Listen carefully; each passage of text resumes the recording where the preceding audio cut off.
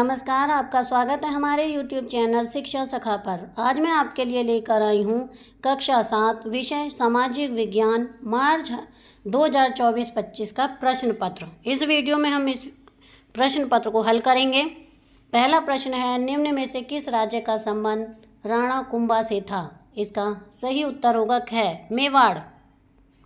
प्रश्न 2, पृथ्वीराज डैश वर्ष की आयु में सिंहासन पर बैठे? इसका सही उत्तर है घ, 13।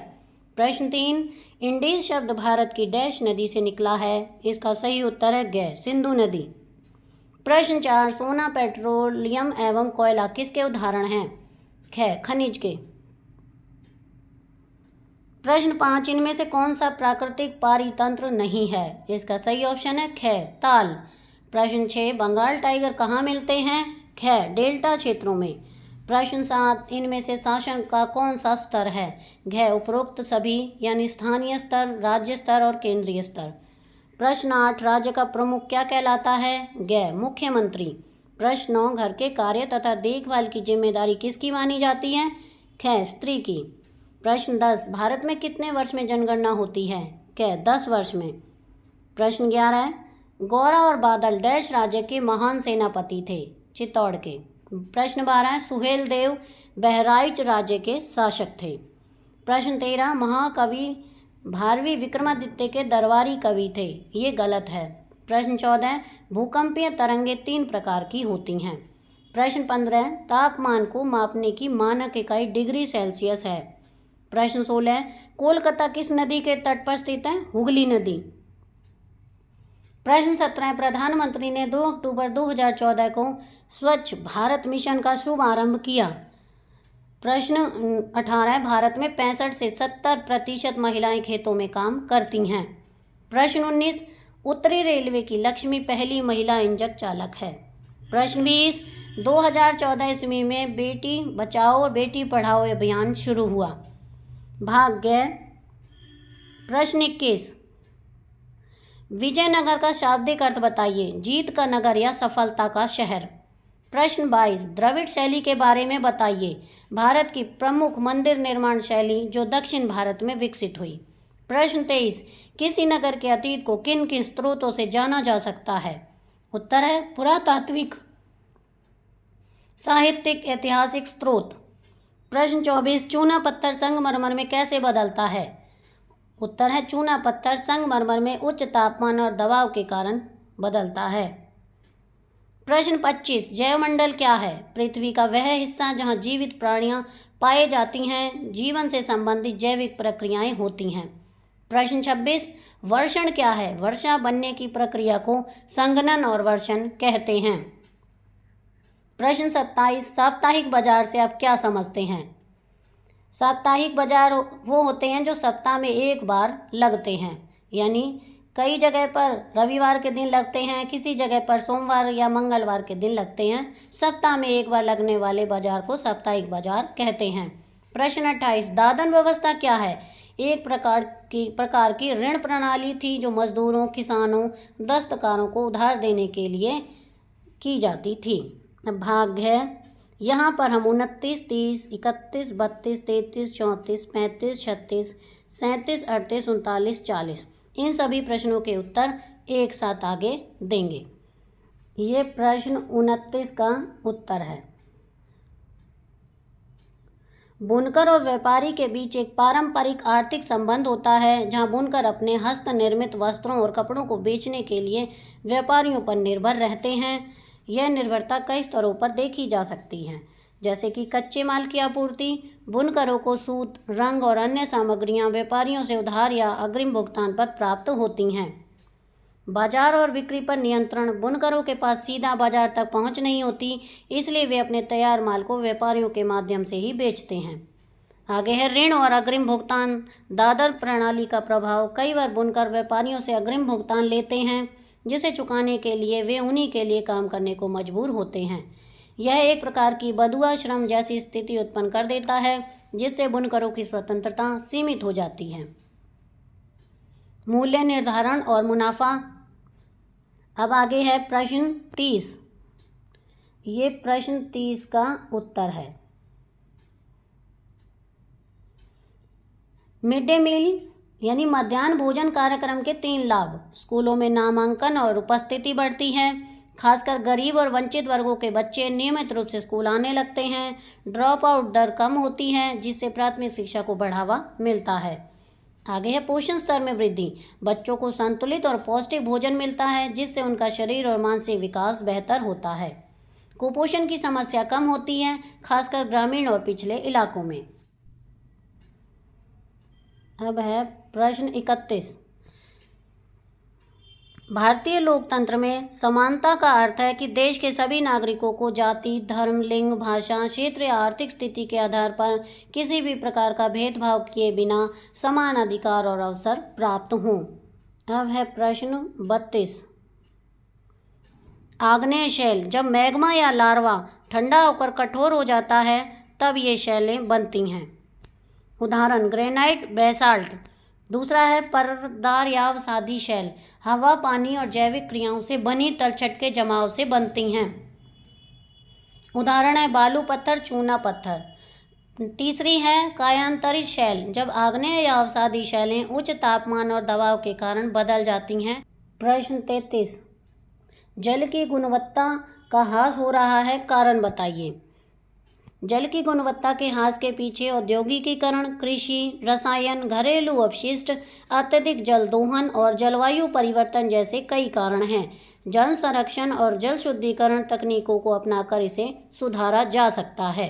वन पृथ्वी की पारिस्थितिक का एक महत्वपूर्ण हिस्सा है, लेकिन कई कारणों से ये तेजी से नष्ट हो रहे हैं। मुख्य कारण निम्नलिखित हैं। नंबर 1, वनों की कटाई। लकड़ी, कागज और ईंधन के लिए बड़े पैमाने पर पेड़ों की कटाई हो रही है। कृषि और पशुपालन के लिए जंगलों को साफ किया जा रहा है। दूसरा है कृषि विस्तार। सोया, ताड़ और अन्य फसलों की खेती के लिए वर्षा वनों को नष्ट किया जा रहा है। तीसरा है शहरीकरण और औद्योगिकरण। सड़कों, शहरों और उद्योगों के निर्माण के लिए जंगलों को काटा जा रहा है। खनन और तेल निकालने की गतिविधियों से भी वर्षा वन प्रभावित हो रहे हैं। अब है प्रश्न 35। पुलकेशिन द्वितीय की 3 उपलब्धियों का वर्णन करें। हर्षवर्धन को पराजित करना। पुलकेशिन द्वितीय की सबसे बड़ी उपलब्धि थी। कनौज के शासक हर्षवर्धन को पराजित करना चाहते थे। हर्षवर्धन ने दक्षिण भारत पर अधिकार करने के लिए नर्मदा नदी पार करने की कोशिश की, लेकिन पुलकेशिन द्वितीय ने उसे रोक दिया। यह युद्ध नर्मदा नदी के पास हुआ और पुलकेशिन द्वितीय की जीत के बाद नर्मदा नदी उत्तर और दक्षिण भारत की सीमा रेखा बन गई। 2, वेंगी और पल्लवों पर विजय। पुलकेशिन द्वितीय ने आंध्र प्रदेश के वेंगी क्षेत्रों को जीतकर अपने छोटे भाई विष्णुवर्धन को सौंप दिया, जिसने आगे चलकर पूर्वी चालुक्य वंश की स्थापना की। विदेशों से संबंध स्थापित करना। पुलकेशिन द्वितीय ने फारस यानी ईरान के सासानी वंश के राजा खुसरो द्वितीय से राजनयिक संबंध स्थापित किए। अजंता गुफाओं में प्राप्त शिलालेखों और चीनी यात्रियों हैंसम के वर्णन से पता चलता है कि उसके शासनकाल में चालुक्य साम्राज्य समृद्ध और शक्तिशाली था। अब आगे है प्रश्न 36। सम्राट मिहिर भोज के बारे में बताइए। प्रतिहार वंश का महान शासक था। मिहिर भोज प्रतिहार वंश के सबसे शक्तिशाली शासकों में से एक थे। वे 836 ईस्वी से 885 ईस्वी तक शासन कर रहे थे और भारतीय उपमहाद्वीपों में प्रतिहार साम्राज्य को उसकी ऊंचाइयों पर पहुंचाने में महत्वपूर्ण भूमिका निभाई। मिहिर भोज की उपलब्धियां हैं। 1, अरब आक्रमणकारियों को रोकना। मिहिर भोज को अरब आक्रमणकारियों के खिलाफ एक महान योद्धा माना जाता है।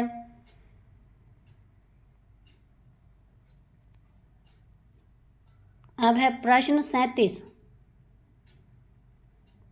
पाल वंश का शिक्षा एवं साहित्य में महत्वपूर्ण योगदान रहा है, कथन की व्याख्या करें। इसका उत्तर है पाल वंश ने विश्वविद्यालयों की स्थापना, बौद्ध धर्म और साहित्य के संरक्षण के माध्यम से शिक्षा और साहित्य को बहुत समृद्ध किया। इनके द्वारा स्थापित नालंदा, विक्रमशिला और सोमपुरा जैसे शिक्षा केंद्रों ने भारत को वैश्विक स्तर पर एक ज्ञान का केंद्र बनाया। इसलिए यह कथन सत्य है कि पाल वंश का शिक्षा और साहित्य में महत्वपूर्ण योगदान रहा है। जैसे शिक्षा के क्षेत्र में योगदान। नालंदा विश्वविद्यालय का पुनरुद्धार। पाल शासकों ने नालंदा विश्वविद्यालय को संरक्षण दिया और इसे वैश्विक शिक्षा केंद्र बनाया। यहाँ बौद्ध धर्म, दर्शन, चिकित्सा, गणित, व्याकरण, ज्योतिष और अन्य विषय पढ़ाए जाते थे। अब है प्रश्न 38।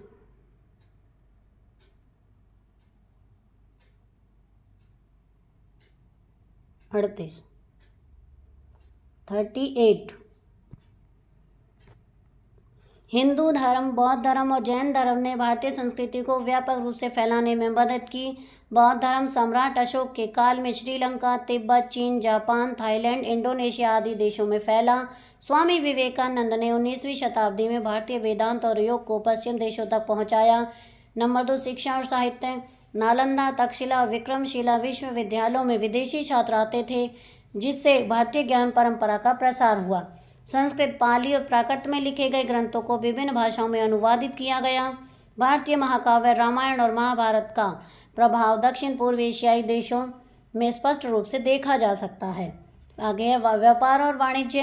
भारतीय व्यापारियों ने दक्षिण पूर्व एशिया, मध्य एशिया और अरब देशों में व्यापार के साथ साथ संस्कृति का भी प्रसार किया। गुजरात, तमिलनाडु और बंगाल के व्यापारियों ने भारतीय वस्त्र, मसाले, हस्तशिल्प और के साथ साथ भारतीय परंपराओं को भी विदेशों तक पहुंचाया। इंडोनेशिया, कंबोडिया और वियतनाम में भारतीय व्यापारियों के कारण भारतीय स्थापत्य और धर्म का विकास हुआ। अब है प्रश्न 39।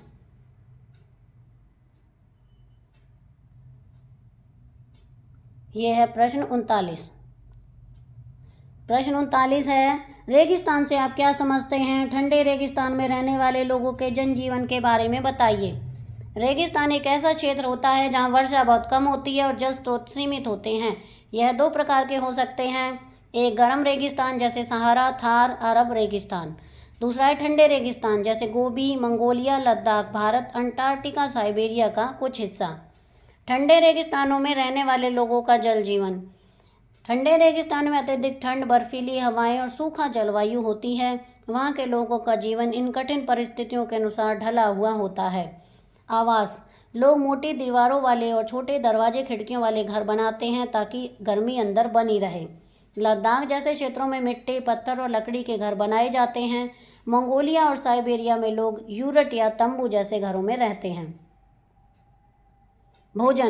भोजन में सूखे और ऊर्जादायक खाद्य पदार्थ जैसे सूखा मांस, डेयरी उत्पाद और जौ, गेहूं से बनी रोटियां शामिल हैं। लद्दाख में थुक्पा यानी नूडल सूप, मोमोज और बटर टी नमकीन चाय प्रसिद्ध है।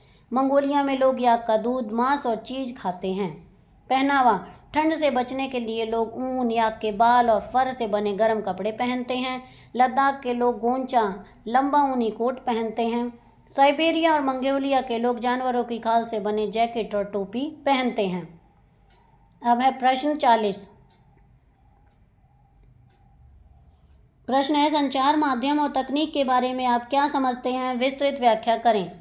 इसका उत्तर है, संचार का अर्थ होता है सूचना, विचारों और संदेशों का आदान प्रदान। यह अलग अलग माध्यमों और तकनीकों के जरिए किया जाता है।